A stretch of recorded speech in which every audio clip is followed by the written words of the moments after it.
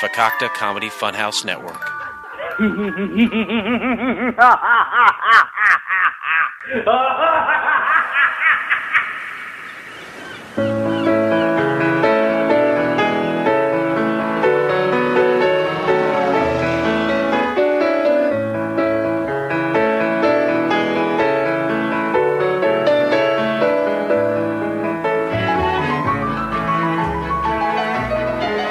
Ah, yes, it's Couch Pilots, the show that dares to fly into the unknown territory of awful television pilots of the past. My name is Jason, a.k.a. the Black Mac Truck, and across from me, as always, is my co-captain and yours. His name is Captain Philip Ressisher, even in the captain. Good evening, sir. How are you doing? Full of beer. All right, do we need to pause or anything? Or? Nope. This is part of the appeal of doing it live, is not knowing what your beer is or how it's going to fizz up while you're trying to do the intro to said podcast. It's a weird bottle. It looks like a baby bottle, but instead of a nipple, it's just a hard glass. You see this. You see this bottle. You could maybe even see what it is contained within. But why do you think I chose this specific bottle? Because of the bottle cap. Yeah, that's exactly right. It's got a gnome on it. Does it have a gnome on it? Yes, it's got a gnome. He's bent over. It's a classic gnome, almost elf-like in nature. I don't have it. I wanted it. I actually got it for the marathon for the Drunken Lullabies, and Dustin's always so nice. He's like, "Yeah, we might use that." He did not use it. He had no intention of using it, but he was very nice about it. Sure. I don't even know if he's tried this one, which maybe is even more insulting. That Right, he hasn't tried it and still doesn't want to do it. But that's okay, because guess who gets the cap? This captain right here. Captain. So here we are. It's great. We are in December, the middle of December. Christmas is right around the corner. Love Christmas. Today is the 12th. Yeah, 12th of December. The 12th of the 12th. Yeah, 12/12/16. Ooh. Yeah. Sign of the beast. Exactly. We got 1 year under our belt. Feeling pretty good? The last episode, we changed our scoring system. Yeah. So someone we reached back in a big way. They happen to be a good chunk, a part of the Wings lore, from which we pull some of our namesake and some of the things that we do on the show. Absolutely, we're going to change the scoring system based on that. We didn't add a number; we replaced someone. Exactly, rightfully so. You would never add it, because if we added a number, we'd have to go all the way back and redo the scores for every episode we've done. It doesn't make sense to do that. And we've gotten so many under our belt that why would you do that? No, we're not going to. We're going to jeopardize the sanctity of our rating system. We're simply going to take someone out and move someone who fits a little bit better right in the spot, and so we've done. Exactly. Last episode, we kind of mentioned briefly as we were taking off how DSJ had been very quiet lately. Yeah. I'm glad you're bringing this up. Doing great work, as always. Spot on. Since we've gotten Air Force One, our demands for him have kind of increased. Yeah, bigger plane. It's capable of so much more, and he needs to step up his game a little bit. Not that he was ever slacking off, but this plane is a new adventure. So much new things to learn, and he's got to step up his game to accommodate right. that. I gave him the audio book to read of the manual. Right. And he's just been really quiet. Have you had any interactions with him? Does he seem odd in any way to you? Yes, I know you gave him the manual, and being in audio format, that's the only way I'll take in things. My vision is not great, and you think it would be being a captain, but it is not. No. And so I hate reading. Yeah, we're supposed to get our eyes checked like twice a year, I think. Yeah, when's the last time you had your eyes checked? Long time. Me check your eyes long time, am I right? I know we're kind of joking around there, but something that is really not funny, and probably the cause of DSJ to be so upset. His cat passed away. Really? Yeah. Mittens.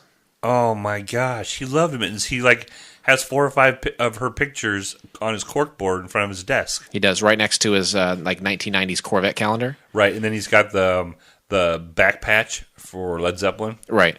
Yeah, all that stuff is up there. And that shows you how much Mittens means to him, having it right up there with those other things. Exactly. He's always wanted a Corvette, but he can't get a driver's license because he's retarded. Yeah. He's always wanted to be in or adjacent to Led Zeppelin, and he can't because they're broken up. So what's the next best thing? You're with the cover band, get the lead out, and he's a roadie for them. and then you got Mittens up there. And I don't know if you knew this. One point of pride for him is that I think at one point Guinness came out and certified Mittens as the world's oldest cat. You care to take a guess how old Mittens was? Cat years or human years? Well, let's start with this. How old does a cat usually live? Like what's a good age to get out of a cat? 12 years? Yeah. Yeah, just as many as you would a slave, some would say. Right? 12 years a slave? Yes. Yes. Okay. My sister has a cat who I believe is 18. And life to go? And life, that's right. It's crime is time. This show was built on the back of his back burps. Back barbs? Sorry. That's right. You ever see that movie, Back Burps, Barbed Wire? With Pamela Anderson? I was going to say with Pamela Anderson. Great film. 18 years. You're My sister. That's not even DSJ yet. Right. I've heard of cats living up to 22 years. No, you haven't. You care to guess how old this cat was when it finally died? How old? 41. That's incredible. I will say that the last few years of its life, it did nothing. It did not. It just pretty much you put it in a Tupperware container. So when it crapped and pissed, it was just easier to clean up. Well, I've looked at a lot of those pictures, and it almost looked like a stuffed cat, like it was a stuffed animal. I didn't want to say anything to him, but to me it looked like it was a stuffed animal. I never thought about that before. I never questioned it. He just told me about Mittens and how proud he was. Sure. I never stood in front of that corkboard and examined everything, but I will take another look. Right. It very well, maybe he had it taxidermied. Maybe he was never really a cat to begin with. Now, did he lay it to rest? Did he talk to you about like a funeral or any services they had? Yes. I think what he did is he said, you know how you can convert corpses into things? I mean, we talked about stuffing just now, taxidermy. You can, there's natural burials where they'll like plant a seed inside of you. Have you heard this? And then they'll bury you and then you'll become like a tree is what they'll say. Oh, right on. You know, you can do the embalming thing, casket. Egyptian wrap, mummy wrap. Yeah, where they stick a hose up your nose, scramble your brains, and put it into some sort of jar. Yeah. Stick your hose up your nose. First of all, great song. Second of all, that's not what they did, though. Something more in this world that he values than anything else, DSJ, are the D batteries that he puts in his golden cones. I guess there is a way to incinerate a living thing and then convert that into a D battery. Any battery of your choosing, but what is he going to use? D batteries. So he has somehow taken this 41-year-old cat who's passed away and lived the last few years of its life in a Tupperware container with no top though, because it's got to breathe. Oh yeah, that'd be surely would kill it. And then converted its body into a D battery. Amazing. I wish I would have known. We would have sent flowers, right? I mean, we can still do that. I think he would appreciate feathers or something. Yeah. What little do you bells? Say? Little bells and flowers. Little catnip. Catnip slip. Wow. I feel bad for him. Yeah. I mean, it's incredible though. 41 years. If it turned out to be true, which I think it is. I don't know why he'd lie. I mean, I'm not going to ask him if he was lying about his cat. I mean, how this is not the cold time. Are we? Yeah. Right. Let's wait a little while and then ask him. Definitely. I know how much a cat can mean to someone, especially only at 12 years, but we're talking 41 years of life. And again, maybe DSJ doesn't have a concept of time necessarily. I'm going to take him at his word for it. I know, like I said, Guinness came out, and I think it was last year's edition. They put that cat in there. They verified it to whatever degree they do. Well, I think they cut off part of its tail and they count the rings. That's right. Yeah. Well, R.I.P. Mittens. R.I.P. Mittens. He continues to soldier on. I think he knows that in the time of loss, the best thing you could do is keep moving. Yep. Work. That's right. Work. Remember he used to listen to that song all the time on his headphones? Man. Love that DSJ. We love DSJ. We don't talk about him enough anymore. But it's good to, I mean, it's, the circumstance, the story that we're telling is not good. But it's good to know that he's getting through it. A lot of frequent flyers have asked, like, when are you going to have DSJ on? And we really don't think that's a good idea. We've addressed that before, and even himself, when proposed that question, knows his place. Right, knows his role and shuts his hole. That's right. Is that what The Rock used to say? Yeah. Know your role and shut your hole? Mm-hmm. It's the last smart thing The Rock ever said. Our frequent flyers, they like to be kept abreast of this sort of thing because they care about DSJ just like we do. And so we want to keep them in the know when something happens like this, when a life event occurs, so they can keep in the loop. Right. He's part of Couch Pilots. I mean, he's a staple. Arguably, there is no Couch Pilots without DSJ. Right. I mean, without DSJ, we're going up there blind, willy-nilly. Yeah. He's out there on that tarmac waving us with those D batteries in hand and those golden cones directing us. He gets me off the ground, right? Right. He gets you up. And then you do all the stuff in the middle. And then he gets you back down. And I'm not going up or down without those golden cones waving frantically in the air like he does. I worry about the day that he's not around. And I don't even know. I shudder to think of what our lives are going to be like. I don't think you and I knew how good, or how I don't think we know how good we had it. You know what I mean? Like, we won't know until he's gone. We've been like spoiled at this point. You don't know what you got till it's gone. 18 to life. Don't know what you got till it's gone. Whoops. It ain't easy to get back in the show is built on the backs of his songs. Cinderella. That was a good hairband. Love Cinderella. But what I love... Long Cold Winter? I don't care much for Long Cold Winters. I'm more of a Cinderella fan. No, Cinderella. The album was Long Cold Winter? Whoops. Or just Cold November Rain?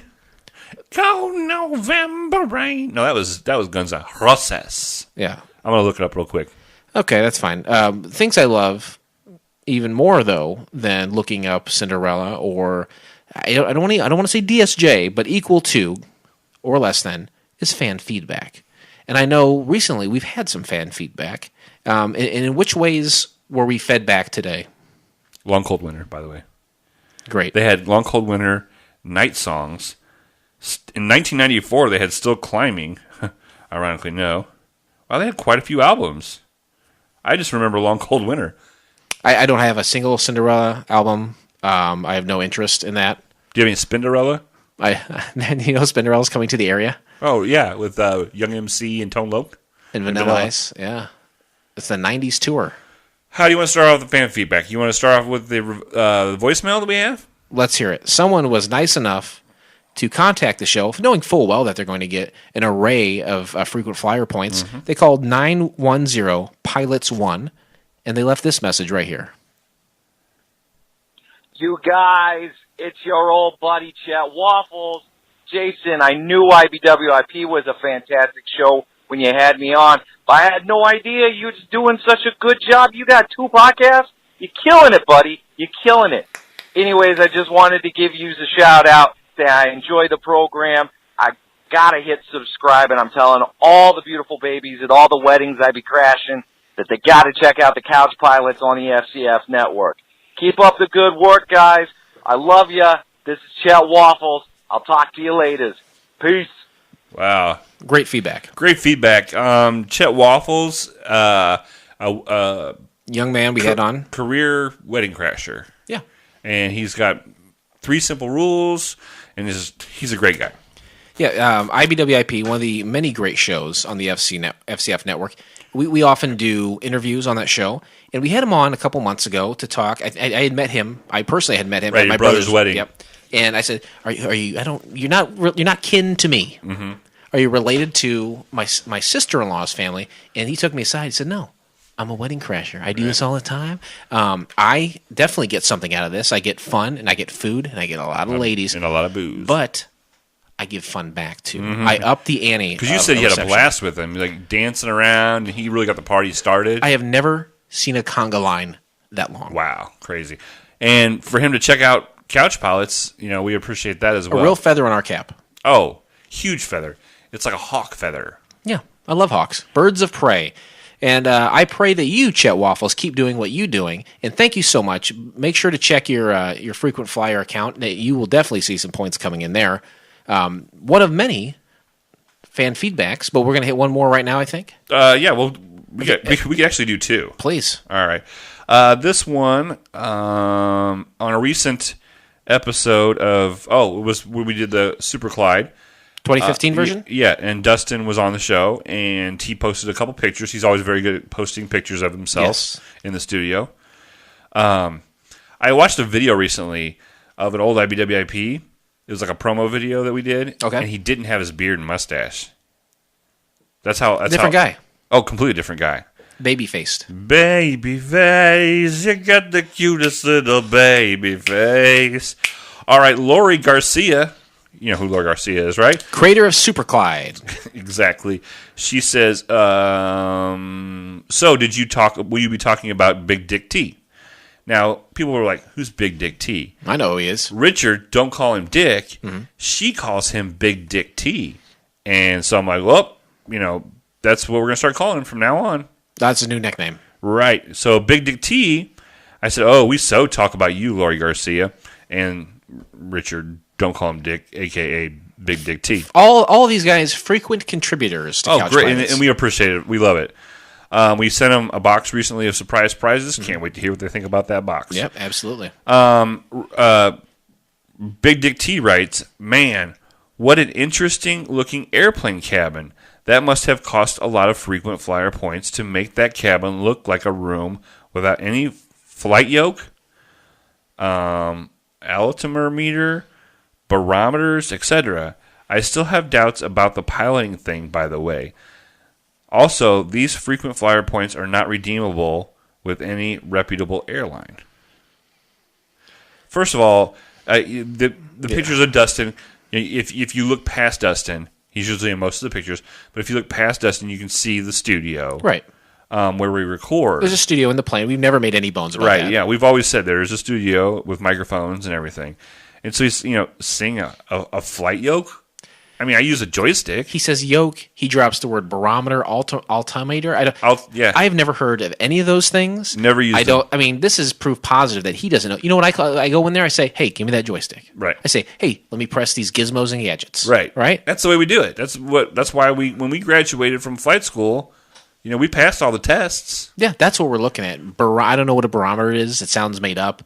Altimeter, was it? Ultimato machine? I think it measures how many tomatoes are on in the refrigerator. Okay.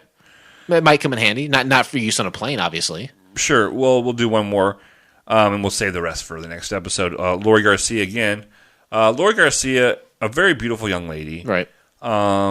She has a young face just of joy. You know what I like? I like old bodies, young faces. Exactly. So perfect. Well, I haven't seen enough pictures of her body. I hope it's an old body. It could be. Anyway, she's. This was in regards to Susan 313, which was with Sarah Silverman and our good friend Harris Whittles, R.I.P. R.I.P. It says, great podcast. It's great being mentioned on your show again. Big Dick T thought it was hilarious. We love cuddling in bed listening to your show, which, if you ask me, that's how you keep a relationship together.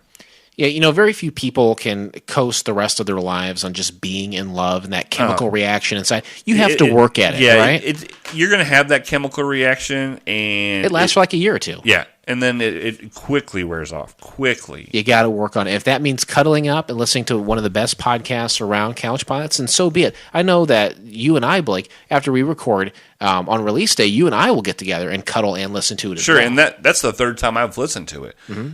We record it. I listen while we're recording. Right. I have to listen to it again to do the show notes. Yep. And then on the release date, we listen to it again. That's when we cuddle. There's nothing sexual about it. It's just it's you and I spending the time to build our relationship. Mm-hmm. Otherwise, we take it for granted and it falls to the wayside. And I think that's why our banter is so good. Mm-hmm. Is because we spend that time, our warm bodies next to each other. So we're never going to freeze to death. No. And like if we ever God forbid, we ever crash this plane in the Alps, R.I.P. It won't be awkward when night falls. And we have to strip naked, right? Yeah, and we have to strip naked and stay warm. It Body won't be. Yeah, it won't be awkward. We been understand. there, done that. Survival class at pilot school. 101. That's the first thing they said. Strip down. Strip down naked. And we had to take the whole class nude. was weird or something? To me, it was very natural. I think a lot of people would find that weird. I mean, after it was explained to me that, these video cameras are here for teaching purposes and we need you to strip down to, simulate being stranded in somewhere cold and to represent the body heat that you need to generate, that's fine. Did we have to buy our own Clorox wipes to wipe down the seats every time we left class? Sure. Small price to pay for learning how to live in a disaster or in an Alps situation. We don't want to be like that movie Alive. No. I mean, would you eat yourself first? If it was me and you? I mean, say you and I were both alive and we were forced to eat each other, like the film Alive, based on true events. Would you try to cut off the circulation to a body part and then amputate part of your body so that we could eat? Or I mean, would we start eating ourselves without killing each other? I think we would kill each other. Yeah, absolutely. Yeah. I'm not eating myself. No, I wouldn't eat me either. A lot to think about. It is a lot to take in.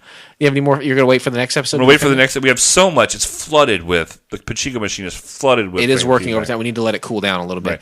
But hey, folks, check us out. You can get a hold of us on Twitter at CouchPilotsPod, CouchPilotsPodcast@gmail.com if you want to email us. Instagram, we're on Instagram, Couch_Pilots_podcast. And leave us a voicemail. You said it's 910-PILOTS-1. Yep. A lot of people will be like, oh, why do I want to do any of that? Well, first of all, if you like the show, you're going to want to help spread the word. Sure. Right? So tell people about that. Two, I'm sorry, go ahead. I'm sorry. Lori Garcia and Big Dick T, their lives are better because they enjoy interacting with us, and we enjoy it. Why don't you want to enjoy it with us? So many podcasts say, hey, listen to our show week to week. It's great. Have a fun time doing it. But you don't really get anything out of it. You don't get anything in return. Sure. We are giving people the opportunity to change their lives. Surprise prizes. You're getting signed aviator glasses. You're getting a chance to sit in on one of our episodes and record with us. What other show is doing that? No other show. That's the answer. No, exactly. There's no other show. I'll just give you an example. Oh, please. Of the Big Dick Tea package we sent out. You had some original bottle caps in pristine condition. Honestly, one in there that you're not going to find anywhere. Right. It's in a complete original. There was a sock. Mm-hmm. There was an empty Mountain Dew can that we used in a live recording. Mm-hmm. 2 straws. My show notes for Susan 313, pristine condition, were in there. Signed aviator glasses. IBWIP swag. Mm-hmm. There was this biggest surprise prize was a Christmas ornament. You know what that Christmas ornament was? I do not. It was an airplane. Nice. And just because we know Lori and Big Dick T so well, we put a pregnancy test and a drug test in there for them. Nice. Wow. And they earned it, too. Oh, yeah. It's not like we're doing them any favors. They went out of their way to contact the show and have interaction with us, and the Pachinko machine is working overtime, calculating those points, and damn it if they didn't earn every single thing in that box. Amen to that. Amen to that. And you know what, Blake? Amen to you. Amen to you. Ladies and gentlemen, the captains have turned on the fasten seatbelt sign. So, Couch Pilots, it's the name of the show. We're watching failed television pilots. We're telling you about them. That's all it is, really. I mean, we're doing it inside of an airplane, as discussed. Right. Right? We're a mile in the air. Yeah. Standard fare. I mean, anybody can do this. But we choose to do it. In the southern hemisphere, there's a group that does it. Yeah, and they choose to do it, too. They do a fine job. But we do the best.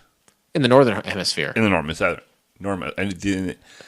hemisphere. In the enormous hemisphere. Did you want me to read that feedback? I forgot about that. Yeah, let's dig into that real quick.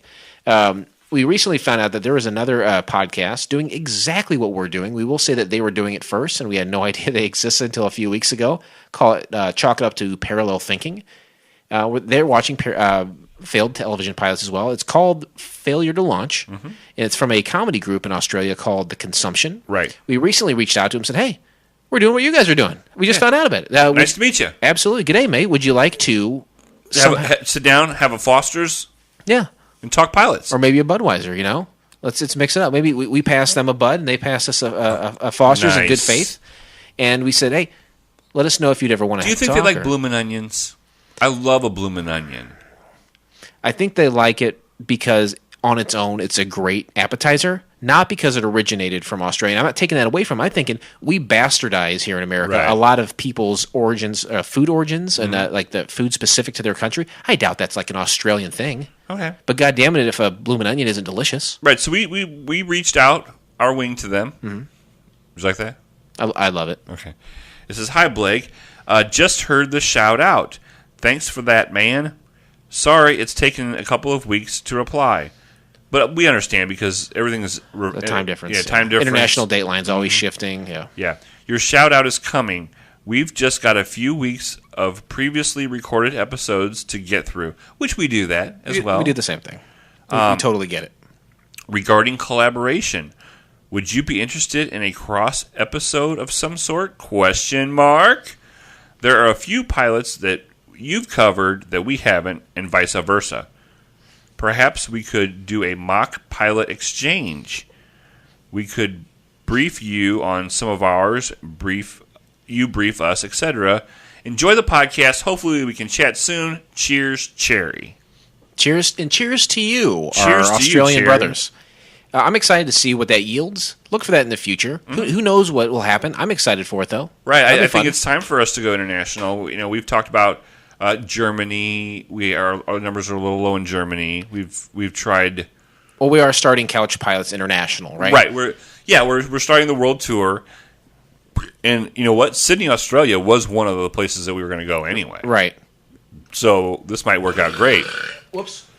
This show is built on the back of his back burps. Back burps. Yes. It's just great. It's just great. You know, there was no battle lines drawn. There was no bloodshed. It was. You know, it's kind of like mutual Sweden. respect. Yeah, Okay. it was like kind of Sweden. They're like, you know what? We're in the You're neutral welcome to come and hang out. Here's a high quality clock or some chocolate. Sure. Yeah. Sure. So I'm excited to feel Cherry's kangaroo. Yeah. Is Cherry a guy's name or a girl's name? I hope so. Either way, you hope it's a living being's name. Okay, fair enough. Today we discuss the pilot episode of Mandrake the Magician from the year of our Lord, 1954. Wow, Great year. we spun it back. Yep.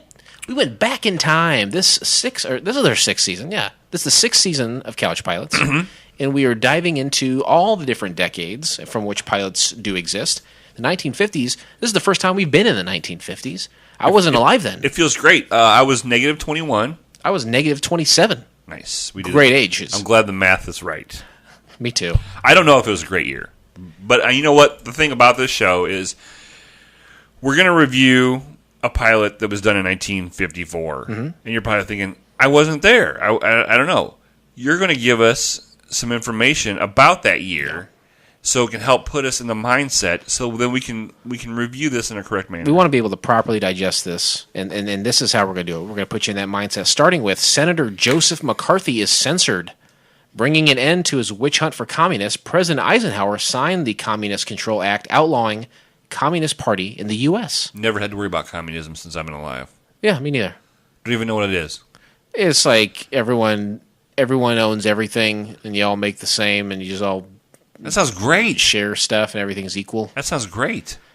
Communism, I believe, is one of those forms of government where it sounds awesome, but it never really works out for whatever reason. And my favorite quote about democracy, which we have a version of here in the United States, is that democracy is the worst form of government. It's the worst form or the best form of government, something like that, compared to all the others. Like still saying it's shitty, but compared to all the others, It's the best. Yeah. I think Winston Churchill said it's that. the nicest turd. It's the nicest turd in the bunch, absolutely. Communism, like, who gives a shit? Right. Right? Do you ever see that movie, The Majestic, with Jim Carrey? No. That had to do with this, too, the communism. There's something to do with an actor, and he was out, like, not... Because when you're an actor in Hollywood during this time period and people say, hey, you're a communist, you got blacklisted. Really? And you couldn't work anymore, and it was a witch hunt that Senator Joseph... And I say, who gives a shit? Right. Let him be a communist. Are you ever going to catch enough steam to have an actual candidate to run for office? The answer is no. The movie Red Dawn, that was about communists. Attacking the U.S.? Right. Patrick Swayze. Red Dawn! No, I don't think that's what they said. Didn't they say Wolverines? Oh, that's what it was. Wolverine. There it is. I like that. Sorry. Do you consider yourself the Patrick Swayze? Oh, podcasting? All right. I don't have cancer yet. You'll get there. I was going to talk to you about that, but we'll say that for later. I think I have a tumor. Oh, okay. Well, that is unnerving. The Supreme Court rules on Brown versus Board of Education, stating that segregation in public schools is unconstitutional. Yeah, let all the kids join together in the same class. We're so fucking stupid, aren't we? It's dumb. This country's fucking terrible. That was dumb. To think that at one point, like, little black kids couldn't go to the same school as white kids. In the 50s. It's not that long ago. It wasn't that long ago. No. God damn, we are awful. This country is shit. Got it. 1954 rolls around. Now it's okay all of a sudden. Man, we are awful. U.S., you're going to like this one. U.S. Operation Wetback is started on the 17th of July to send back to Mexico almost 4 million illegal immigrants. It's amazing to me that it was called Operation Wetback. Like, again, showing how horrible of a fucking country we are. Hey, a slang term for you Mexicans is wetback. We're going to send a bunch of you back. We got to have a name for this, right? Operation Wetback. You could originally, before I got into the sentence, you're like, Operation Wetback. I know wetback is a negative, derogatory term for a Mexican person. But surely the operation is about something kind of unrelated. Nope, it's exactly Mexican people. Well, I thought it was like, hey, from now on in this country, wives are going to bathe their husband and make sure their backs are nice and clean. That's what I originally thought. Everyone gets a free towel. Free towels for everyone. Mamogrammed. No, ooh, mamogrammed. Mamogrammed. Hey. It's my favorite fruit. Don't you worry now. Mammogram. A pomegranate? Yeah. Hey. They're very fibrous, but they're very delicious and very full of antioxidants. Why would a Mexican person be called a wetback? Is it because they're sweating so much because they're hard workers? Is that something to do with swimming to the United States? And they come out of the water with, but there's like it's. I think the Rio Grande is part of our border, but it's not like they're going across the ocean to get here. Is it because like they slick their hair back? I don't know. It's stupid. They always look like they have wet hair and it's slicked back. Maybe so. Yeah, I think you're onto something. Lord of the Flies by William Golding was released that year. Blake, did you ever read this book? What did you take away from it? Was that the book where the kids were on an island and they took over and there was a rooster kid? Yep. I never read it. No? I didn't watch the movie. So you don't know anything about it?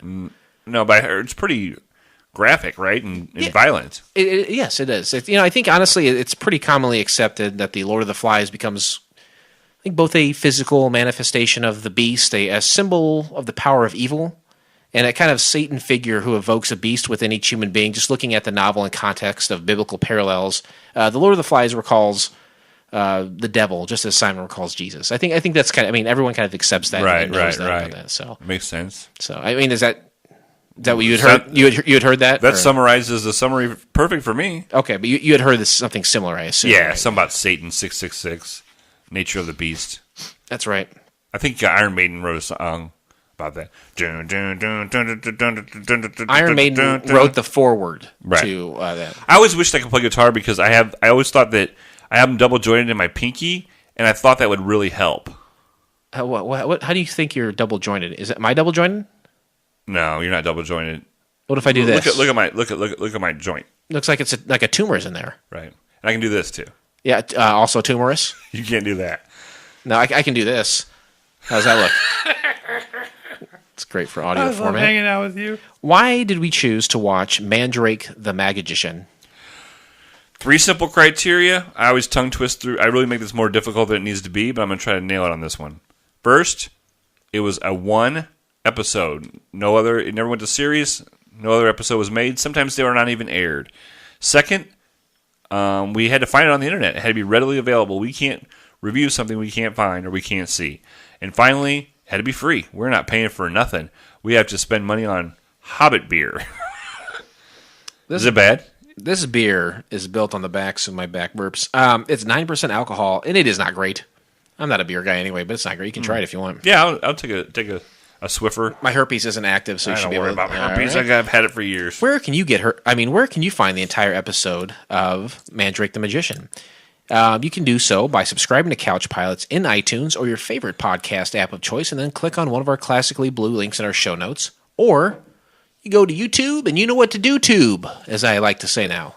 Yeah, and just a reminder, the links to the blue links, the classically blue links, which are the safest links. That's right, absolutely. They're going to be in the show notes at the beginning, and at the end will be the link to the show we're doing next week. At the end of each show, we always tell you about the next one. That link is out there for you, protected, solidified in that beautiful primary color we call blue. Classically blue, actually. So, let's take the plane off here and get into it. Flight attendants, prepare for takeoff, please. Hopefully we can make DSJ smile again. I worry about him becoming an introvert. What if we get him another cat? I don't know enough to touch a fucking cat. I hate cats. What if I get him another cat and I just tell him it's Mittens? Like, just, you know how people replace goldfish for kids? Right. It's like, it's always the same fish. How much money are you going to need from me? Like $10? Yeah, like $10. Oh, dude, I'll give you. That's cool. Okay. Works for me. Summary of the pilot. Mandrake and Lothar battle enemy agents who have kidnapped the beautiful Princess Narda to force the magician to assist them locate a counterintelligence agent who possesses vital information. That summary so clearly states what this episode is about. I love that. That is a very good summary. I agree. There's not a bunch of extra colorful words. It's just what needs to be done. I know we don't talk about it a lot, but here in the Air Force One, we do have kind of a Hall of Fame, not only for people who have contacted the show, also people who've responded to Twitter, but we also have a summary Hall of Fame. Mm-hmm. To me, this is top 5. This is an incredible summary. Yeah, it's definitely going to get its ring and blazer, without a doubt. Another segment that has its own Hall of Fame, but perhaps for different reasons, is Interesting Facts. Mm-hmm. The section of the show where we pull the curtain back, we tell you things you didn't know about the pilot, things that you wouldn't learn just by watching it, things that you and I must accept as fact, things that are completely, they're undeniable, right? Let me ask you a question. Yes. If I was to give you my opinion on one of these interesting facts, is it going to change the fact at all? Not at all. Funny you should ask that. Because these facts are set in stone. Nothing you say or do in a court of law will be able to change them. Nothing you can do will take away the interesting facts. Great song. Thanks. So what I say to you, our frequent flyers, take in these facts as they're given. Don't comment on them. Don't put any kind of qualifier or adjective on them. They're not going to change anything. It doesn't matter what you think about them. We respect you. We love you. We love we will hug you. If you come within our vicinity, unless you have some sort of restraint against us, we are going to hug you. Right. But don't can't wait to hug Lori Garcia. I don't know that that'll ever happen. Why? I think she'll be at next year's December CouchCon? October 17th. CouchCon. CouchCon. Yeah, it's coming up next year. She asked me. She's like, "Hey, I heard you guys talk about CouchCon. Right. Is there any way I can be one of the organizers?" Well, we're going to have special spots there, and this is kind of breaking news, but we're going to have frequent flyers come in as, quote-unquote flight attendants. Sure. They're going to wear the sexy outfits, kind of like you would at a car show. Sure, exactly. So if she wants to be one of those, we can talk about that for sure. But I think having her, now that we're brainstorming and throwing stuff on the wall and see what'll stick, I really think it would be good if she could give a seminar on fan feedback. She's really almost perfected the art, so who better than give that? And again, tickets for CouchCon will go on sale between Christmas and New Year's. Right. So get them while you can. Yeah, because right now it's 12/12. I think on the 28th, the 28th of December, we release our last show of the year, and maybe that's where we'll give the details on getting the tickets. Sure, absolutely. Okay, so let's go forward with interesting facts, starting with Mandrake the Magician is a syndicated newspaper comic strip created by Lee Falk before he created The Phantom. Mandrake began publication on June 11th, 1934. Whoa. Okay. You're good. I trust you. I believe in you. I know you're not going to comment on these facts. Sure. I know you want to. I can see your eyes welling up. That's okay. You're doing great, buddy. Thanks. In 1954, NBC made a 26-minute unaired black and white TV pilot, shot partly at the NBC studios in New York and partly on location in Bermuda. They did half of this in Bermuda. Okay, I can't. Can I ask questions during an interesting fact? I think it's allowed. Yeah. Why wouldn't you just? You're right there on the coast anyway. Why wouldn't you just do it on some beach there? Why would you go all the way to Bermuda? I can't think. I mean, I can see using stock footage for some of the stuff they did, but beach-wise, yeah, why not just do it? I don't know. I mean, Bermuda, Bahama. Come on, pretty mama. Key Largo, they could go to, I guess. Maybe Montego. Jamaica. Maybe why don't we go? I don't know. Not one of Brian Wilson's best songs. I thought it was Tom Wilson. Wasn't that on the Pet Sematary album? Stage magician Norton starred as Mandrake, Woody Strode as Lothar, and Lisa Howard as Princess Narda. Lisa Howard was Princess Narda. I almost let something slip. Okay. I'm sorry. Some people claim Mandrake as being comics' first superhero. Okay. 1934. I a lot of times I think Superman's one of the first.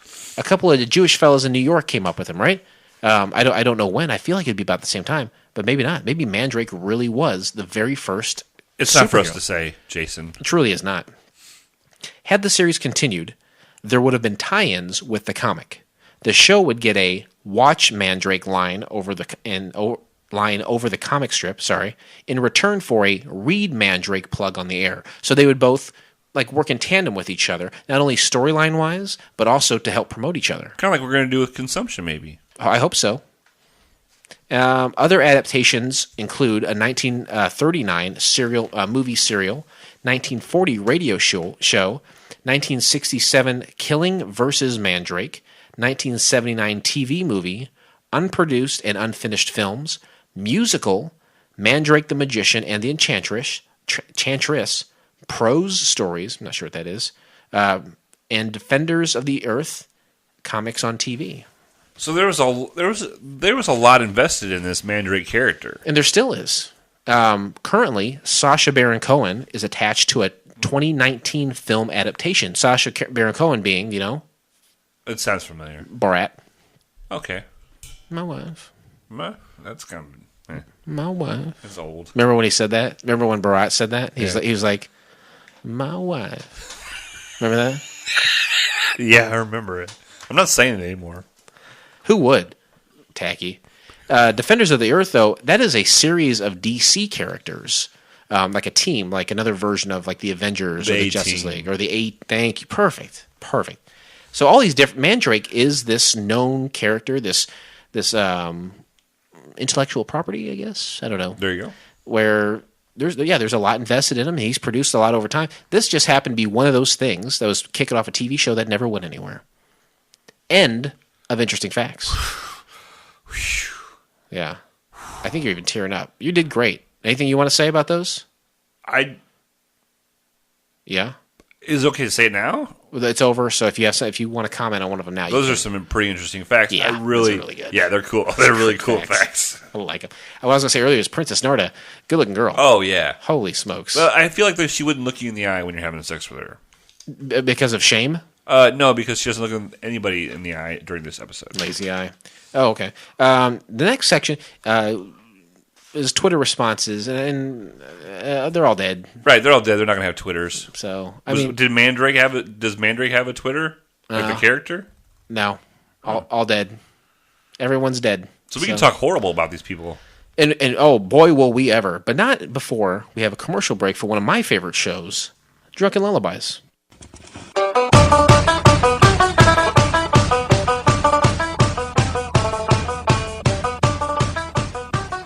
Hi, this is the voice from Drunken Lullabies. Do you like craft beer, indie music, pop culture, pro wrestling, and pure juvenile hijinks? Then you will love Drunken Lullabies on the FCF network. We have new episodes every Sunday, so you can spend the Sabbath getting drunk with us. So join me and my co-host Beer Mansky and our rotating cast of characters as we drink amazing beer, listen to bands we think you need to know, and laugh our asses off. Like Elvis said, 10,000 drunken maniacs can't be wrong.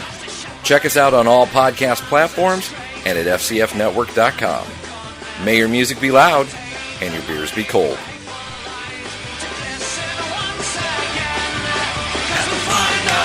In the same old mess, singing drunken lullabies. The most successful podcast on FCF Network, bar none.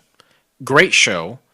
If you like craft beer, if you like juvenile behavior, if you like flatulence, auditory flatulence, absolutely. If you like independent music, wrestling. If you like Beer Mansky, I honestly I don't know if one person is tuning in for Beer Mansky, but if you do like him, and I do.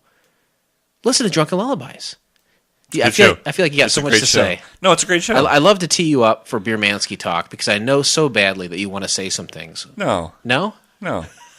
It's a great show. It is a great show. Dustin works super hard at it. Dustin works very hard at that show. Dustin does a great job. Beer Mansky, I think, does a great job. He's got a great love hole. I don't know if you've been to his love hole, right? No, I've never been invited over to his love hole. Never been to the love hole? Nope. Well, I'll send you a panoramic shot of it. Okay.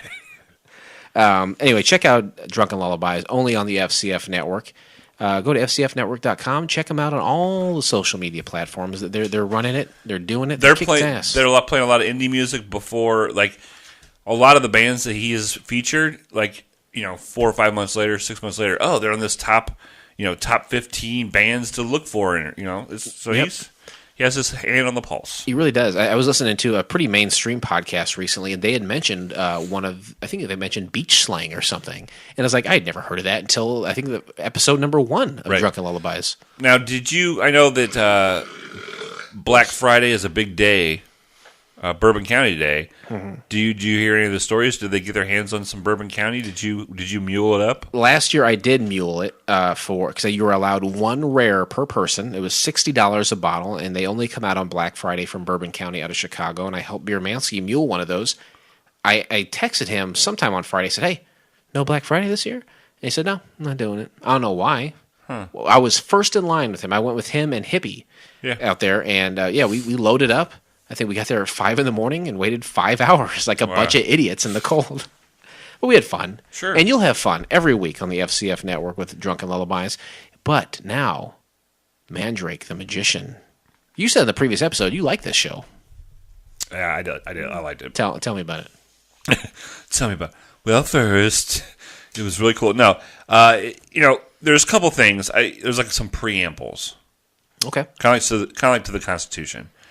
When you're watching this, you have to understand that it's like 60-some years old. Yeah. Okay? Quality is not the best. Right. You also need to watch it with headphones on. Okay. Because I had difficulty hearing it, and my laptop was up 100%. Just because the articulation of the words. Sure. Look past that. It's tough too. It is tough because we've watched some shows from like the 80s or 70s or 80s where the quality was really poor. But that's because the quality was poor transferring. This was just old because the technology. This is old. TV was starting in the late 40s and 50s. Exactly. So take that into consideration. So it starts out with a black background and Mandrake the Magician with his tuxedo, and they're like, "Beware this man." A very ominous and eerie opening, right? Very one of the most ominous, eerie openings we've had. He comes out from the darkness, and like the light comes in, and it focuses on his eyes, and then like this beam of light over his eyes. Very, very creepy. I love it. 3 against evil: Mandrake, Lothar, and Narda. Princess Narda and Lothar. Princess Narda, beautiful. I'm a guy. Eyes really get me. Mm-hmm. And she had some really dark eyes that, she's really pretty. And Lothar was dressed up like in a half. He looked like he should have been one of the stagehands for Las Vegas's very famous Siegfried and Roy. Okay. I was almost thinking Black Tarzan. A Black Tarzan, that's good too. It had like a leopard skin, but then had real weird pants on. Yeah. Kind of looked like the Kenai Okay, sure. Yeah. So, I like that catchphrase, though. There's a couple things I like. First of all, superheroes, you usually see them in their costume. And when translated to the screen, like real life, it looks silly.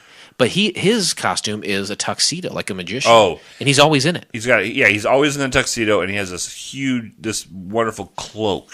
And he's dressed to the nines all the time. It really looks great. Even when he's down in a cave on a beach, he's dressed to the nine. Yeah. He doesn't have cave clothes. Oh, no. It's tuxedo only. Do you have cave clothes? Absolutely, I do. What do you wear when you go into the cave? A lot of like form-fitting stuff. Okay. I like to almost cut off circulation to different parts of my body because I don't want sand getting in. And where there's a cave, there's sand. Okay. True. I'm like the opposite. I'm like sweatpants, maybe a long sleeve T-shirt and a hoodie on top. Sure. I can take off but then put back on. You know what works best for you in a cave. I'm more about climate. You're more about texture. Landscape. Well said. But I will mention too when they said in the beginning 3 against evil. I think that's a really cool phrase. Yes, definitely. Like it says it shows they're a team. This is what they're doing. Yeah. It shows they're a team, and it already shows you that he's not just a magician. He's a little something more. Right. First scene, they are at the Peacock Club? Parakeet Club, I believe. Parakeet Club. I'm sorry. That's I'm right. having trouble reading my own writing. It's going to get fun for you, Jason. They're kind of wrapping up a show. Yeah. And the final is the Vanishing Princess. Yep. So he Mandrake, waves his hands over her eyes and stares into her eyes and almost like entrances her. hypnotizes her. Him and Lothar lay her down on a table, covers it with a sheet, and Mandrake claps his hands, right? Right, he claps his hands and lifts up the sheet. And what's funny about this is it's funny because I understand the editing, back in the day, but there's a jump. It was obvious, we got to splice 2. Sure. And so, but what actually happens is when he lifts that sheet up, she goes down into a secret compartment. Yeah, that's right. And the crowd loves it. She's gone. The princess is gone. She's gone. The crowd goes nuts. They love it. They go wild. Backstage, it's revealed that she's under the table the whole time, and then you kind of see a couple of fellas. Yeah, a couple of guys off to the side. They're pushing a harp box, and it has a tag like it says New York City or something on it. But they're just passing by, and then magic show is over. Lothar begins to smoke, which is awesome. I love it. We're smoking on TV. I love the classic dudes just smoking a cigarette with a tuxedo. Oh, it wasn't Lothar. I'm sorry. It was Mandrake. Yeah, it was Mandrake. I love it. You don't see it anymore. No, there's no smoking on TV. Fuck you. Yeah, smoke it up, man. There's a picture of my grandfather that is in our family, and it's back when they used to take photos that are black and white, but then they used to color them, hand color them. And he's sitting there, and he's got a ring on his finger, and he's smoking a cigarette. And it's been censored now, hasn't it? Yeah. You can't even see that picture anymore. Nope, you can't. Bullshit. That sucks, man. Sammy Davis, Dean Martin, Frank Sinatra. All the greats. They're sitting in tuxedos on stage. The first person I've seen to do that in a long, long time? Mitch Hedberg? No. About who? Chappelle on Saturday Night Live. He was smoking a... Okay, here, this is interesting. Is this an old SNL? No, this is the brand new SNL. First of all, he is... how they... Oh, Dave... I was thinking Dave Attell. No, Dave Chappelle. You're absolutely right. I did see that. He was smoking a cigarette at the end when he was saying goodbye to everybody. He was smoking a cigarette in 2 sketches, and when they show kind of like before they go to commercial, they kind of show him setting up for the next one. He's on stage smoking a cigarette. Yeah. You don't see that. You know what? That is funny because I love SNL as it's well documented, and I was watching it, and that's absolutely something I noticed was during that. Was it the sketch where they were watching the election results? Was that the one? I can't remember exactly, but I do remember seeing him smoke and think, oh, he's. Well, the one was the bar scene they were smoking in. Oh, where they make out, where Kate McKinnon makes out. But there was someone. another one that he was smoking in. Maybe it was the Walking Dead one. And possibly another one. I think there was another one even. Oh boy, that was a great episode. Anyway, so Sorry, they're back. I digress. No, it's fine. It's well documented that smoking has been outlawed, and you can't see it anywhere. So to see people doing it back then is refreshing. And at this point, you see Narda is gone. Because they didn't know anything about cancer. No, they had no idea. They thought it was cool. They used to think cancer is really cool. Right. And they're like, oh, I can't wait to get cancer. Tumors are awesome, you know. Extra growth. No, it'll kill you. A hole in your throat. Hey, how you doing? I'm cool.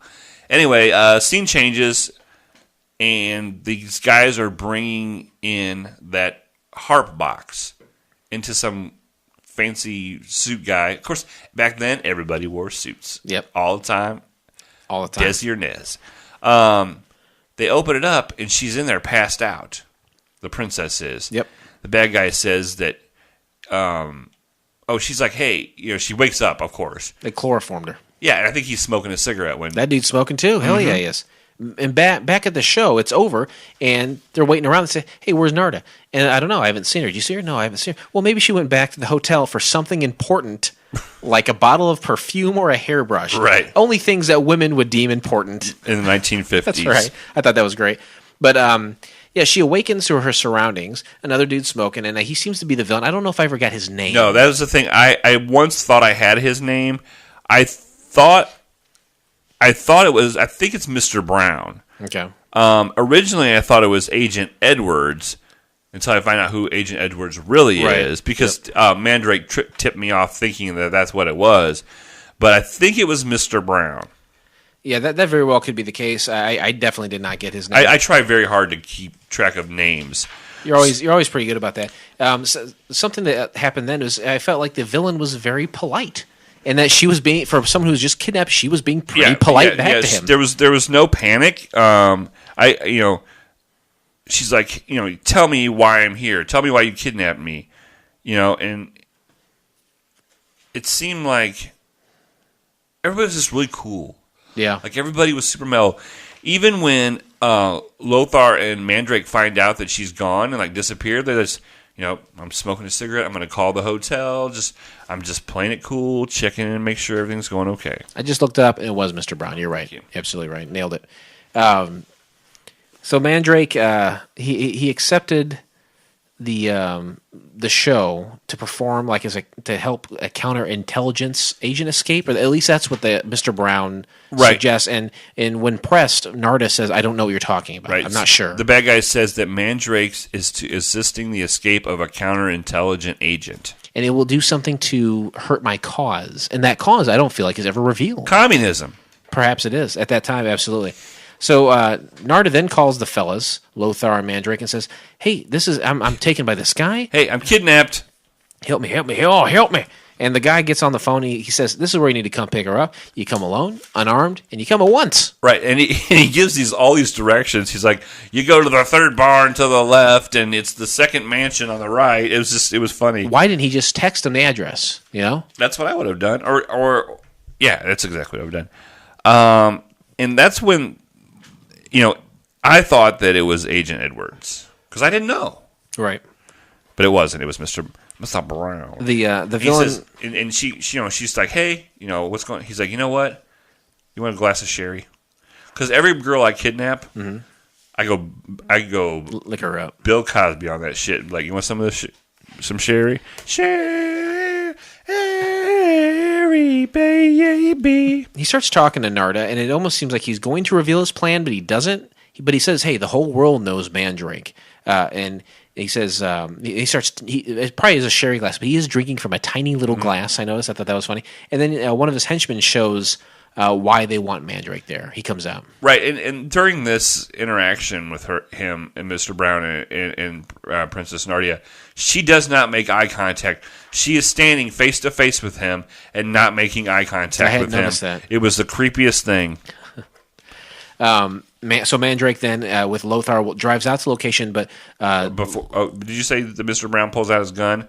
Oh, I didn't know. Yeah, Mr. Brown, he's like, this guy's going to take you over to this, cellar, to the cellar, and then out of his suit pocket, just it's not in a holster or nothing, just a gun, just sitting in his pocket. He takes out he pulls out the gun, and because he hears Mandrake at the door. Yeah. But it's only Mandrake because he had to leave Lothar a little bit behind because he said come alone. But he did bring him to a certain point. extent, yeah. Mandrake arrives. And then the villain.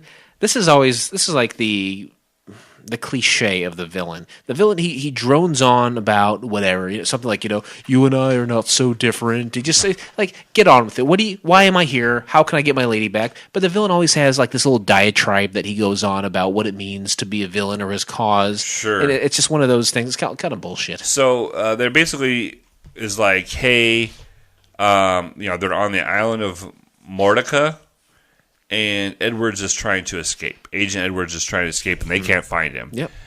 He wants Mandrake to hypnotize this guy they've captured, to get the information. They've tried torturing him, and it doesn't work. Mr. Wilson. Yep.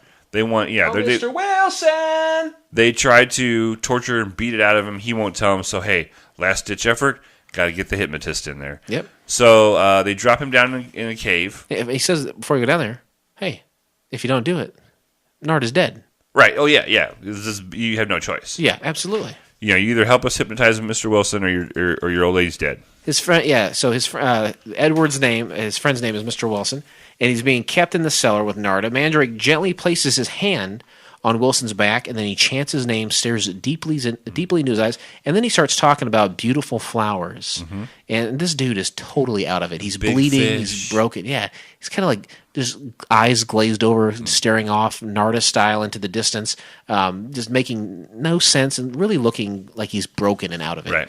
Wilson is under Mandrake's spell then. And where is Edwards, he says. And he starts, yes, big fish, submarine. And I'm thinking, is this guy retarded? Right, yeah. And then he's like, 3, 5, 7 by 4, 2, 1. He's given coordinates on a map. And so Mr. Brown pulls a map out of his pocket and is like, oh, that's Skull Cave. Yeah, he's got a map apparently with coordinates that match exactly to what that guy's. This wasn't any latitude and longitude, Mandrake seems to have succeeded, and then he puts Wilson to sleep. He says, this guy's out of it. Needs some rest. Boom. Let's get this guy together. And this is the first part, too, where I notice Mandrake's still in his tuxedo. Oh. He's in a dirty cellar. Looks great. He's got his he still has his cloak on from when he came in the house. Looks fantastic. Honestly, when I'm wearing a cloak and I go to someone's house, it's just like your shoes. I take the cloak off, I take the shoes off. He's kind of against type here, wearing a cloak and shoes in the cellar, but he does. FYI, reminder everybody, love the mustache. This dude, Mandrake has a cool mustache. Hell yeah. Guy says, you know what? You helped me find out the information, but guess what? If I let you go, then you would be able to go tell somebody, and so you guys are stuck in the cave too. And he just lifts up the makeshift ladder. Mandrake does not fight him. Mandrake does not get angry. Princess Leotard is just like, oh, okay. Everyone stands very close together and unwilling to do anything. And very calm. I would, if I were Mandrake, I would have used some of my magic shit, maybe some Krav Maga, and how about just punch him? Yeah, disarm him, and push him. 2 in the head, you're dead. Boom, boom. Got some stock footage of some cars racing. It's very dark, so you can't really see, but it's along the ocean. Yeah. They race towards the cave location in that stock footage, and now Mandrake and Narda are down there with seemingly no way to get out. She starts to freak out a little bit. Yeah, they're depending now on Lothar to save them while looking for a way to escape themselves. How is that going to happen? Well, Lothar, thankfully, makes his way to the mansion. Oh, I'm sorry, before that, I was really, really proud of this. Right after Princess Narda freaks out and it goes to the next scene, there's a burn hole at the top right, which means they came to the end of the reel. Oh, you noticed that? Yeah. I didn't notice that. See, I noticed it because I used to work at a movie theater, and I had to notice when it happened, so I could see if I edited it right, spliced it right. So now, when I get at the movie theater, I always see them. Look at you. But it was pretty cool seeing it on a film from 1954. Oh, yeah. That is pretty cool. Sorry. Good catch. So Lothar makes his way to the mansion. He enters it. There's no one there, apparently. Everyone left. Right. He goes in, and back down in the cellar, it's like there's rock walls everywhere, like dirt floor, rock walls. There's a hole up there that the ladder came down. But amidst all of this, there's a switch that controls all of the electricity in the house. It's not set up to like a big board. It's just a switch on a wall. Right. It says Mandrake, main power switch in cave, ? Yeah, he says, "Oh, you know what? Maybe we can send him a signal." Because Narda, like an idiot, starts yelling for Lothar. And as far as I know, Lothar is 3 miles down the road. Sure. How's he going to hear him in a cellar? He's not necessarily even in the house. So they start flipping the switch. Morse code. Yeah. Oh, is it Morse code? It's Morse code. And I know a lot about Morse code. Being a pilot, one of the classes that I took for doing all the stuff in the middle was Morse code class. Now, was this like Saved by the Bell Zach Morse code? Oh no. Okay. This is I know it's kind of a newer version of Morse code. So you know this classic. is what they used to do. Yeah, this is a classic. This is what they used in the World War Ones. Okay, and so you could determine what was being said. Right. So what were they saying to Lothar upstairs? It says, "Hey Lothar, we are in a cellar. Please brush off some of the hay. You'll see the handle. Open it up. We're under there in cave." Lothar is ripped. Oh. One of the strongest men I've ever seen. He's a mountain of a man. He does seem like that hatch is very heavy because he opens it really slow. Right, but he does it. With seemingly no problem. And he pulls each of, he's like, I can't find the ladder. Mr. Brown is smart. He's like, I'm taking this ladder with me or I'm going to go hide it somewhere. Yeah.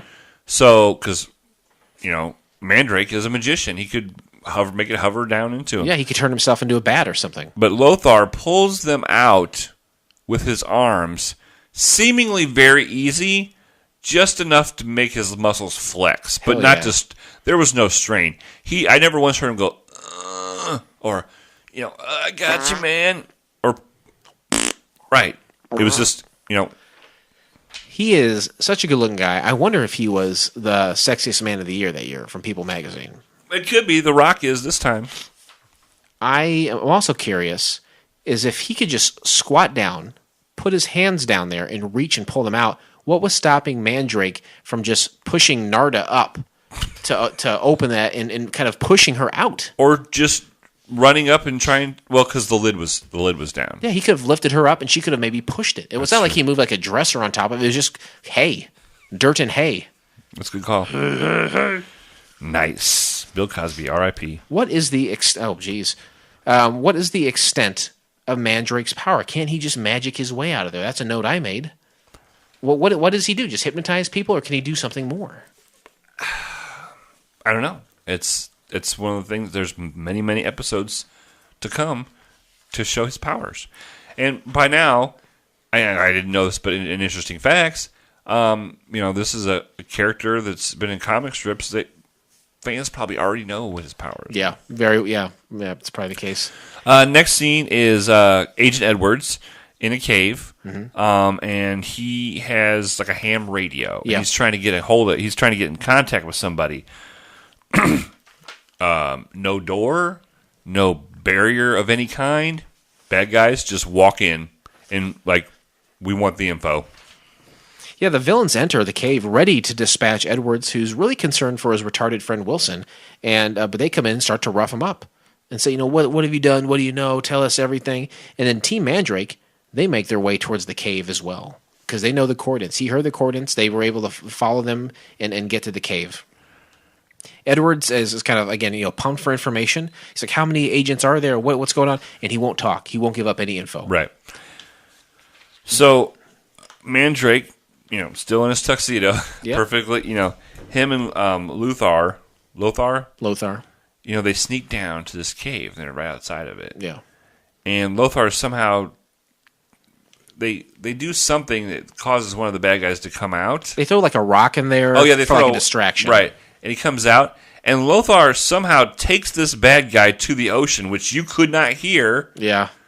It seemed to be only about 3 feet away. With the crashing waves like that, how would they hear a rock distraction? Crashing waves are very loud. There's a huge fight scene inside of the ocean. Yeah. And you would think that Lothar would have no problem manhandling this guy. Does some wrestling moves on him. The guy slips away from him in the salt water. Yeah. And he starts to go up the beach.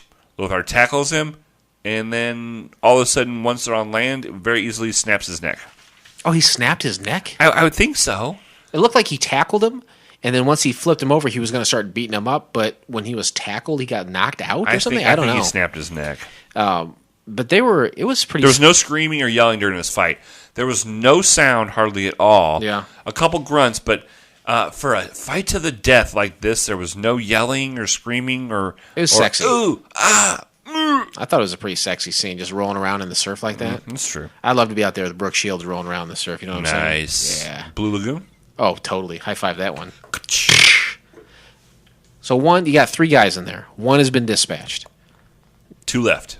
Mandrake pulls out a knife. Like a little pocket knife, like a Swiss Army knife. And he throws it from outside the cave, and he hits, I think, Mr. Brown in the back. Yes.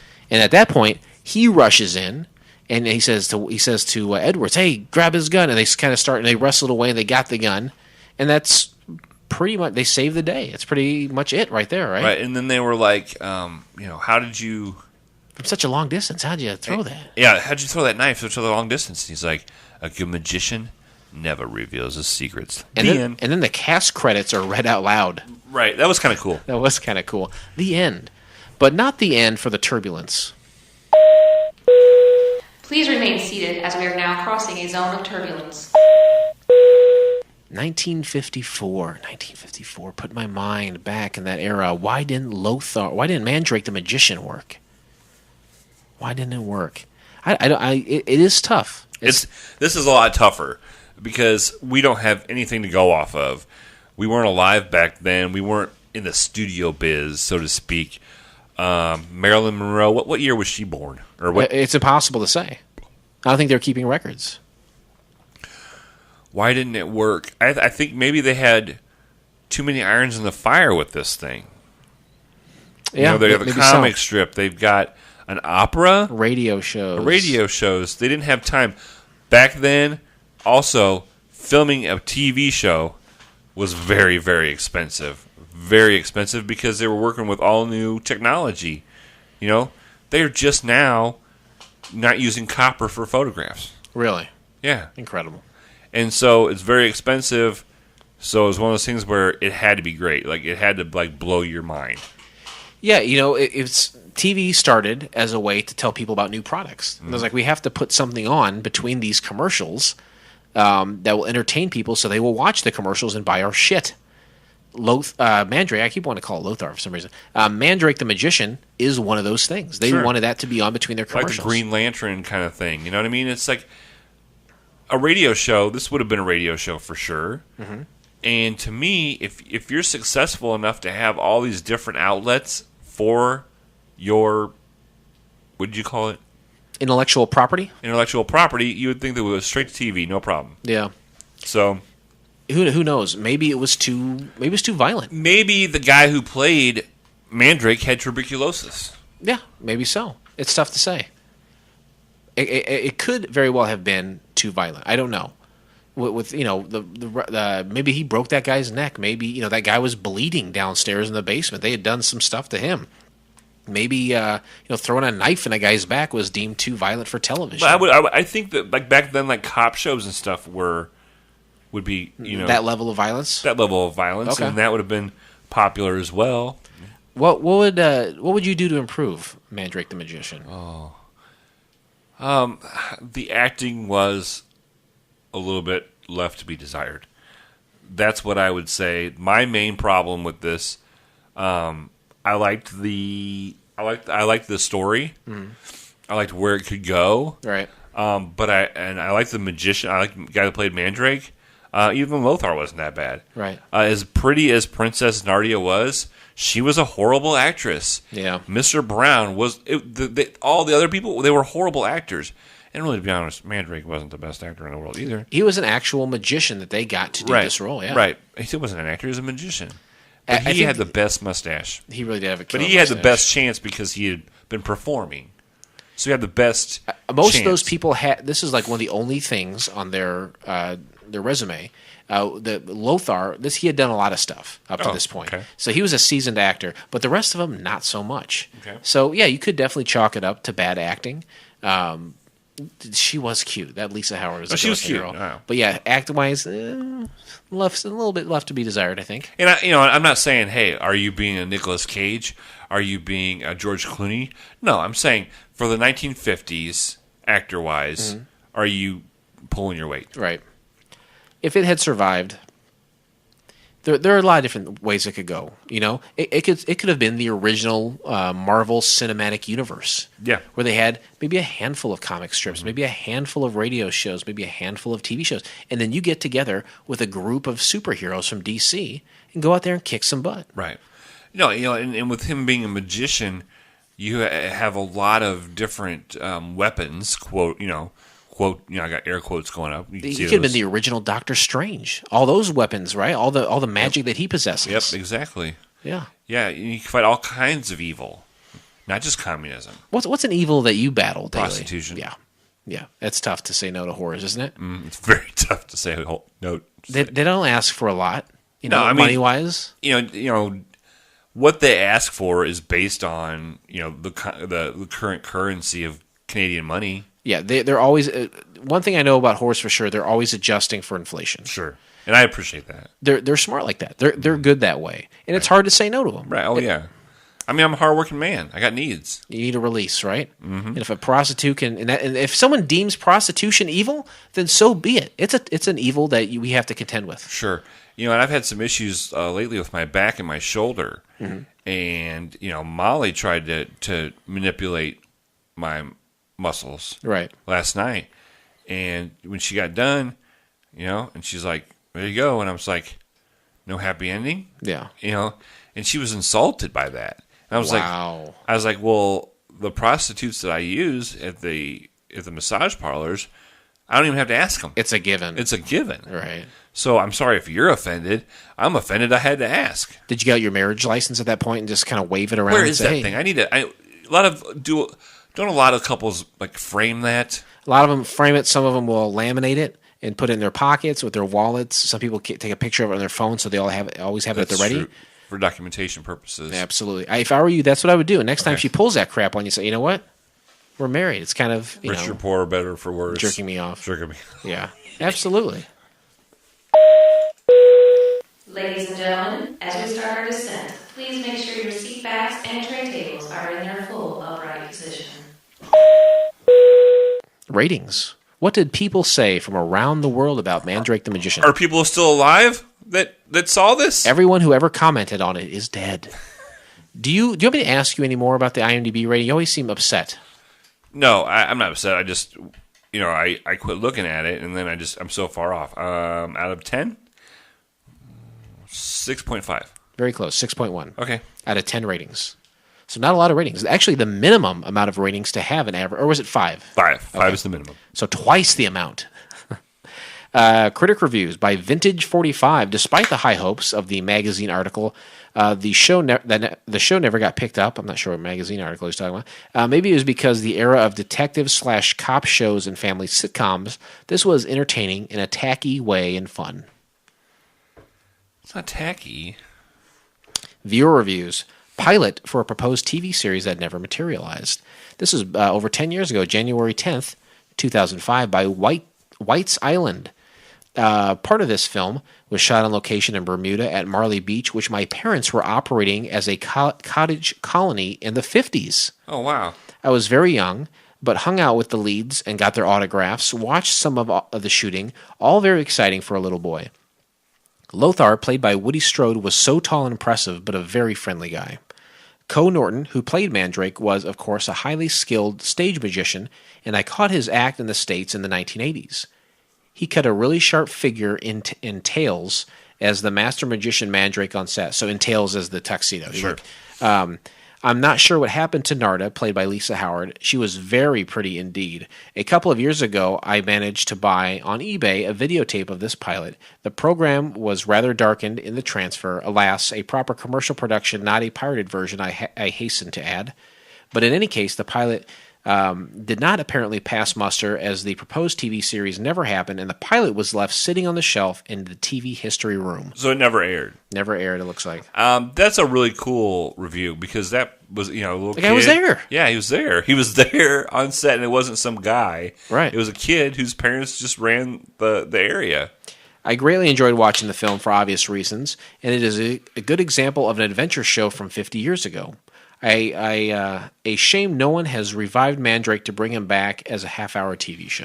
Which you said there is plans. There's been stuff, I don't think since 2005, but, every decade it looks like someone made an attempt to do something different with that property. And within the next few years, who knows? Things like that happen all the time where it says, oh, we're going to do this. And maybe it never materializes. Right. But as of right now, there is a plan to do a film. Maybe we should get Greg Garcia involved. Oh, that would be great. Get Greg Garcia to write a pilot up about Mandrake the Magician. You know what? That dude owes us one. So. Ladies and gentlemen, welcome to FCF Airport. Local time is 11:11 and the temperature is 69 degrees. For your safety and comfort, please remain seated with your seatbelt fastened until the captains turn off the fasten seatbelt sign. He does not owe us one at all. No. I was just kidding about that. Something I never kid about, though, and always take very seriously, is our ratings. This is the time of the show where we take in all the information that we've splayed out, we ingest it, and we regurgitate a rating based on the scale from the classic 90s television show Wings, a 1 through 7 rating, 1 being the worst you can get, a Roy Biggins, all the way to the best, the cream of the crop, Brian Hackett himself. Captain Rest Assure, I turn to you. How do you rate Mandrake the Magician? Man. Drake. I'm putting myself in the 1950s. Yeah. Go back in time. You're a little kid. You got a cowboy hat and a couple of pistols, bang, bang, capping at the TV. You're watching this show, right? Your mom brings you a frozen TV dinner. I'm going to say a 5, but I want to say a 6. I want to say 6. I'm not going to tell you what to do. I will say follow your heart. 6. 6. Okay. I'm going to do you one lower. I'm going to go a number 5. We just created a new number 5 in the last episode. I'm going to use it right now. Bud Bronski, a friend of the show, Brian Haley. I give it a 5. This was entertaining. Yeah, it was entertaining. It was fun. It was cool. I take into consideration the quality of the film, film stock and everything. I was entertained by it. It was cool. Right off the bat when the guy he comes out from the blackness and beware of this man. I was entrenched. I was like, this is gonna be cool. Not a bad show. No. I would definitely recommend someone watching this. Definitely. I would also say that that's our ratings. That's it for Mandrake the Magician. We're closing the book, never to be mentioned again. Never. But we're not done. We'll never be done. As long as there's failed pilots to be seen, we'll be at it. Please won't you join us next time when we watch the pilot episode of Beat Cops. Here's a little something to wet your whistle. 2 policemen are oblivious to the city and violence around them. You can find the entire episode by subscribing to Couch Pilots in iTunes or your favorite podcast app of choice, and then click on one of our classically blue links in our show notes, or go to dailymotion.com and search Beat Cops, or download the Dailymotion app for a smoother viewing experience. Yes, definitely. The Dailymotion app is amazing. Every time I go to their website, it sucks. Oh, yeah, it totally sucks. Unfortunately, going to their website, I can really dig into unsold or television pilots, but it's a slog. The website is shitty for some reason. Right. The app is way better. Yeah. It's totally smooth. I think they said, you know what, we got the website. Nobody goes to websites anymore. Everybody uses apps. Let's put all our money and our time into that. That's probably exactly what happened. If you know what happened with Dailymotion, you can send us an email at couchpilotspodcast@gmail.com. If you know about a pilot that we don't know about, if you want to criticize the show or maybe give us a great Christmas ham recipe, send it there. We'll gladly read it. You'll get some frequent flyer points. If you are on Facebook or Twitter, find us there. Couch Pilots Podcast on Facebook or Couch Pilots Pod at Twitter. On Twitter, we're constantly reaching out to those involved with programs, and a lot of times they like to reach back, and you will be on the front line to see that happen. You'll see it happen. And if you want to comment there, please do. Again, all this stuff equates to frequent flyer points, including any kind of interaction you have with us on couch_pilots_podcast at Instagram. Mm-hmm. And did you give out the voicemail number yet? Now, go right ahead, please. That's 910 plural, pilots 1. We would love to hear some more voicemails. I really got excited when I decided to do the voicemail. I want to give yet another way for us to interact with. We want to hear voices. Sure. Tell us what your name is. Tell us where you're from, And let's leave your bank account number, leave your routing number, leave your social security number. Sure, all that stuff counts. If you have a really good cookie recipe for Christmas, I would like those sugar cookie recipe. Love sugar cookies. Love the sugar cookies. Go to fcfnetwork.com. Check out all the family of shows. I think we've got one on the horizon. I'm not going to talk about it yet, but there's another show coming up. And definitely check out in the future. We've got some interaction with another podcast talking about failed pilots. So a lot of great stuff on the horizon for this show. Anything else you want to mention to our frequent flyers before we go? It's middle of December. Yeah. Parents, you're probably already tired of this Elf on the Shelf stuff. You've run out of ideas. Yeah. Just know that I'm with you. I'm already out of ideas. I'm drawing smiley faces on bananas for fuck's sake. Isn't this a thing where you just stupid? No, you just Google it, right? Is there a list somewhere of like 1,000 ideas? There is, but a lot of this stuff is like, I don't have powdered donuts, so I can't do that, or I don't want to write on my toilet seat, with toothpaste. Okay, you could have a minty fresh ass maybe after that. Jason, yeah, I do. Oh, you already have a minty fresh ass? I brush my asshole. Ooh, boy. And with that, this pilot may have been rough, but it's always a smooth flight here on Couch Pilots. Thanks, everyone, and we will see you next time. We love you. Goodbye. On behalf of Couch Pilots and the entire crew, we'd like to thank you for joining us on this trip, and we are looking forward to seeing you on board again in the near future. Have a nice day.